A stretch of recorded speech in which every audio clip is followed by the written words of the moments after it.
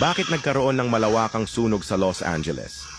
Bago pa man maganap ang sunog na ito, ay naganap muna ang isang Golden Globe Award noong January 6 sa Los Angeles din. At ito ang mga sinabi ng host doon. Cast and crew are leading the way with 11 mentions. Moms are holding strong with 3 shout-outs. God, creator of the universe, 0 mentions. At pagkatapos ngang binanggit ang salitang God is zero mentioned, ay nagtawanan pa ang mga tao doon. Tapos sabay sabi nitong, No surprise in this godless town. at pagkatapos nga lang ng ilang mga araw, ay naganap na ang malawakang sunog sa bayan ng Los Angeles na kung saan ay patuloy itong lumalaki at lumalawak ang apoy kahit na pilit pa nila itong inaapula, kung saan ay aabot na sa 200,000 na pamilya na ang naapektuhan. Ano sa tingin ninyo? Nagkataon lang ba ito?